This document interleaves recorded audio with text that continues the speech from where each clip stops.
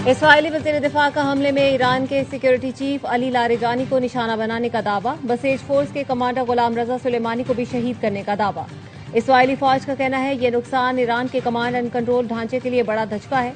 Iran की जानिब से अली लारेजानी को निशाना बनाने की तरतीब। सोशल मीडिया पर उनके हाथ की लिखी तहरीर जारी कर दी गई। अली लारेजानी ने अपनी तहरीर में अमरीकी हमले में शहीद ईरानी बहरिया के जवानों को खिराज अकीदत पेश किया।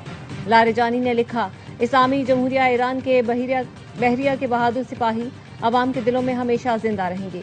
ये शहादतें ईरानी फौज की बुनियादों को मजीद मजबूत करेंगी।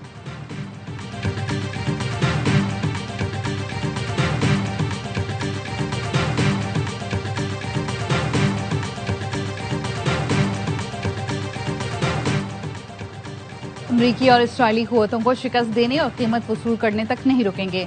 ईरानी सुप्रीम लीडर मुश्तबा खामनाई का पैगाम, कहा उनके साथ अमन का ये मुनासिब वक्त नहीं है। तर्जुमान पासदारान इनकलाब का कहना है जंगों का फैसला सोशल मीडिया पर नहीं मैदान में होता है। अमरीकी मिशन का नाम एपिक फ्यूरी नहीं एपिक फेयर होना चाहिए। ईरान वो जगह है जहां आप और आपकी अफवाज आने की हिम्मत नहीं करती। ईरान की जानिब से इसराइल पर मिसाइल हमले जारी। ईरानी हमले में मगरबी किनारे में इसराइली अहदाफ को निशाना बनाया गया। कमांड एंड कंट्रोल मराकज भी निशाना बने। ईरान के खैबर शिकन और कदम मिसाइलों ने इसराइल में तबाही फैला दी। कई इमारतें और गाड़ियां तबाह हो गई।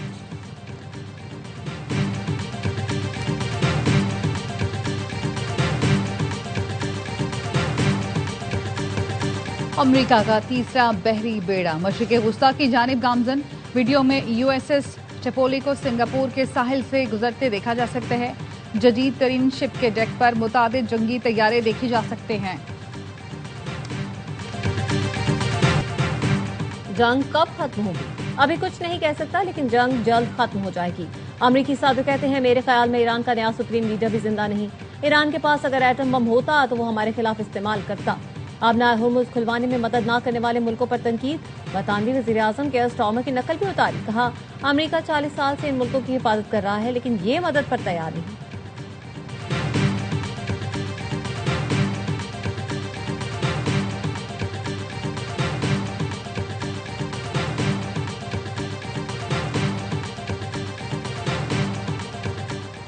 अमरीकी चालों की समझ नहीं आ रही। ना जंग के मकासद के बारे में बताया गया। कोई भी आबना हुर्मुज़ में अपने लोगों की जान खतरे में डालने को तैयार नहीं। यूरोपीय यूनियन खारिजा पॉलिसी सरबराह का कहना है ट्रंप दौर में अमरीकी पॉलिसी गैर यकीनी हो चुकी है। अमरीका हमारा ताउन चाहता है तो पहले हमें एतमाद में लेना होगा। जर्मन वज़ीर खारजा का कहना है फौजी ताकत से आबना हुर्मुज़ को महफूज बनाना फिलहाल मुमकिन नहीं। कशीदगी का सबसे ज्यादा फायदा रूस उठा रहा है।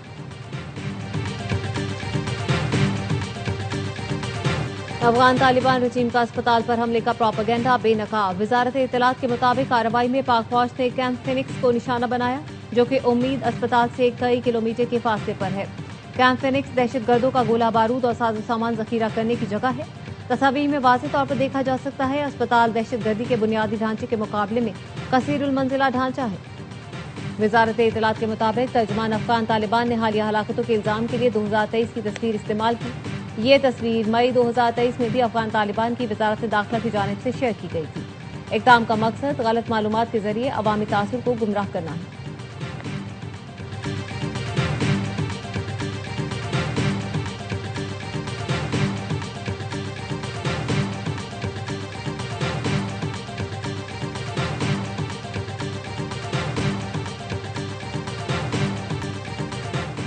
पाक फौज की अफगान तालिबान और फितना खवारिज के खिलाफ मौसर कार्रवाइयां। खैबर सेक्टर से मुलहिका अफगान तालिबान की फौजी पोस्टों को कामयाबी से निशाना बनाया।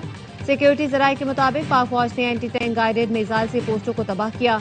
अफगान तालिबान को भारी जानी और माली नुकसान उठाना पड़ा। शिमाली वजीरिस्तान में अफगान तालिबान की झंडा पोस्ट को तबाह कर दिया गया। तुरखम सेक्टर में भी अफगान तालिबान पोस्ट को कामयाबी से निशाना बनाया गया। ऑपरेशन गजब लिल हक अपने अहदाफ की हुसूल तक जारी रहेगा।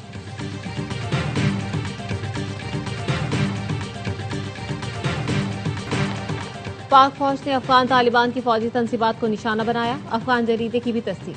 अफगानिस्तान इंटरनेशनल के मुताबिक पाकिस्तान ने पीर की रात काबुल में फितना खवारिज अफगान तालिबान के एक कैंप को निशाना बनाया। हमलों के बाद तालिबान ने खुद करीबी मनशियात के आदि अफराद के अस्पताल को आग लगाई। तस्वीरों में अस्पताल का साइन बोर्ड बरकरार है और इमारत जल रही है। अफगान तालिबान का दावा है अस्पताल पर हमले में सैकड़ों अफराद मारे गए। 20 लाशों की भी तस्वीरें जारी नहीं की। तालिबान मीडिया की जानिब से एक वीडियो जारी की गई है जिसमें जख्मी शख्स ने बयान दिया, पाकिस्तान ने क्लिनिक से तकरीबन 200 मीटर दूर अहदाफ पर बमबारी।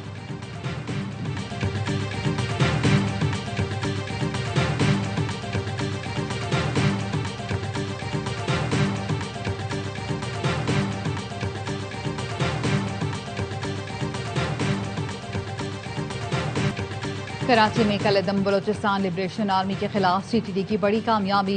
शाह लतीफ टाउन मलीर में 17 फरवरी को मारा जाने वाला दहशतगर्द बीएलए का अहम कमांडर निकला। सुहेल बलोच उर्फ गरक फितना हिंदुस्तान का बदनाम दहशतगर्द था। खुजदार में डिप्टी कमिश्नर पंजगोर जाकिर बलोच की टारगेट किलिंग समेत 50 से ज्यादा सिक्योरिटी एहलकारों और शहरियों के कत्ल में मुलव्वस था। जाफर एक्सप्रेस हमले के लिए 5 खुदकुश बमबार भी सुहेल बलोच ने भेजे थे।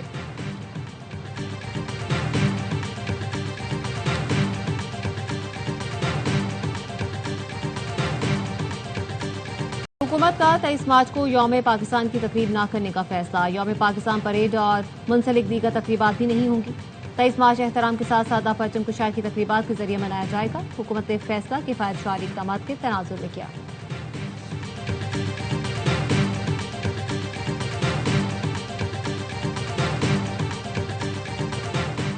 वफाकी वज़ीर दाखिला मोहसिन नकवी और वज़ीर खजाना मोहम्मद औरंगजेब की ज़ेर सदारत इजलास। मनी लॉन्ड्रिंग और हुंडी माफिया के खिलाफ भरपूर क्रैकडाउन का फैसला। स्टेट बैंक और FIA का जॉइंट वर्किंग ग्रुप तश्कील दिया जाएगा। वफाकी वुज़रा का कहना था हवाला हुंडी का कारोबार किसी सूरत बर्दाश्त नहीं किया जाएगा।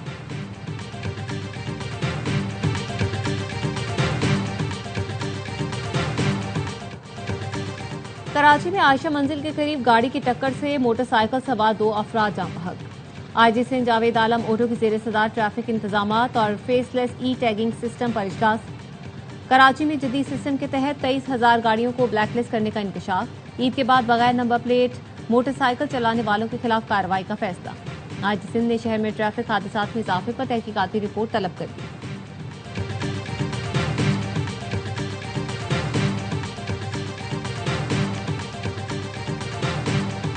तेहरान का बगदाद एयरपोर्ट के करीब अमरीकी तंसीब पर रॉकेटों से हमला, सायरन बज उठे। अल जजीरा का कहना है इससे पहले बगदाद में अमरीकी सिफारतखाने को ड्रोन और रॉकेट से निशाना बनाया गया था। सऊदी वज़ारत दिफा का कहना है सऊदी अरब ने मशरिकी इलाके में ईरान से फायर किए गए 2 ड्रोन मार गिराए। अबू धाबी में शाह गैस फील्ड पर ईरान के ड्रोन हमले के बाद लगी आग पर काबू पा लिया गया। कतरी वज़ारत दिफा ने बताया ईरान ने कतर पर 14 बैलिस्टिक मिसाइल फायर किए। फजाई दिफाई निज़ाम ने उन्हें फजा में तबाह कर दिया। कुवैती फौज का कहना है फजाई दिफाई निज़ाम दुश्मन हमलों को फजा में नाकाम बना रहे हैं।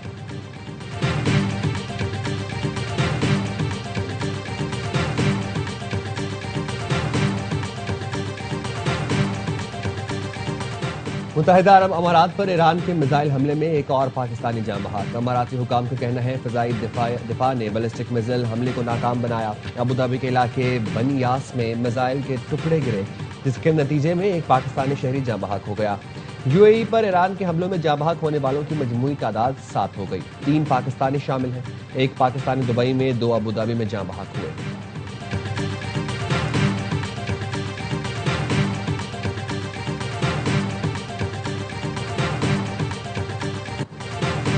इसराइली फौज की जनूबी लेबनान के देहात में हिजबुल्लाह के ठिकानों पर बमबारी, 3 अफराद शहीद, 5 फौजी जख्मी। इसराइली फौज का इलाका खाली करने का इंतबाह जारी कर दिया।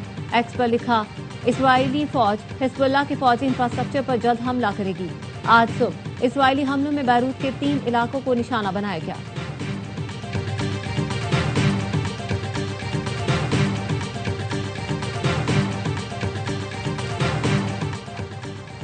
जरूरियात के मुताबिक मुल्क में पेट्रोलियम मसनूआत का जखीरा मौजूद है। ईंधन की बचत और किफायत शुआरी के इकदाम से मुतालिक इजलास में वज़ीर आज़म को ब्रीफिंग।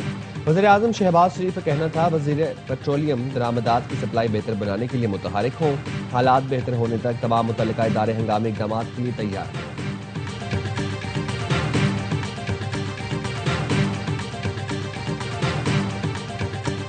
अमेरिका ईरान जंग के बायस खित्ते में कशीदगी, ईंधन का बहरान सर उठाने लगा। मुमकिन बहरान से निपटने के लिए हुकूमत पाकिस्तान के पास 2 ऑप्शन रह गए। पहला ऑप्शन आलमी मंडी के मुताबिक पेट्रोलियम मसनूआत की कीमतों में इजाफा। दूसरा ऑप्शन QR कोड के जरिए फ्यूल राशनिंग सिस्टम मुतारिफ कराना है जिसके तहत गाड़ियों को हफ्तावार महदूद मिकदार में पेट्रोल फराहम किया जाता है। श्रीलंका समेत खित्ते के मुख्तलिफ मुल्क फ्यूल राशनिंग का सिस्टम पहले ही मुतारिफ करा चुके हैं। माहिर मईशत आबिद सुलेही का कहना है स्कूल और दफातर खुले रखने हैं तो राशनिंग के ऑप्शन पर जाना होगा। माहिर तवानाई खालिद वलीद ने कहा हुकूमत सोलर एनर्जी का ऑप्शन भी इस्तेमाल करे, हुकूमत के इस ऑप्शन पर जाए। आप भी अपनी कीमती आरा से हमें व्हाट्सएप मैसेज के जरिए आगाह करें।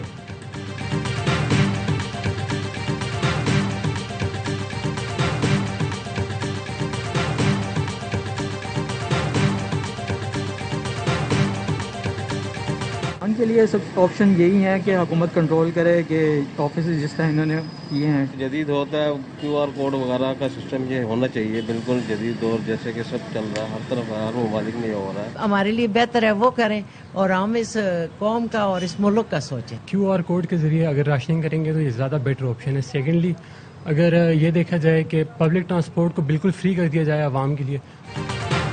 तवानाई के संगीन बहरान से निपटने के लिए बेहतर हिकमत अमली बनाना होगी।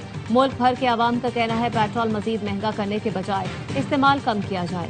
QR कोड के जरिए पेट्रोल दिया जाए, महंगा भी नहीं होगा और मुल्क भी चलता रहेगा।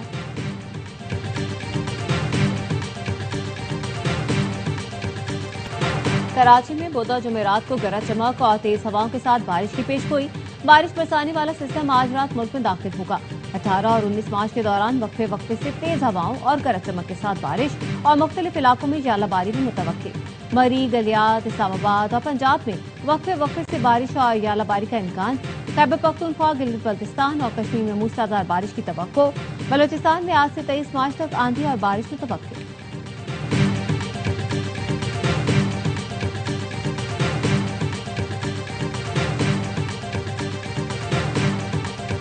ईद उल फितर की तैयारी, शहर शहर खरीदारी। महंगाई ने ईद की तैयारियों को दुगना कर दिया। इस्लामाबाद में ईद शॉपिंग का रश मामूल से कम। शहरियों की विंडो शॉपिंग, मर्द, खवातीन और बच्चों की शॉपिंग को तरजीह देने लगे।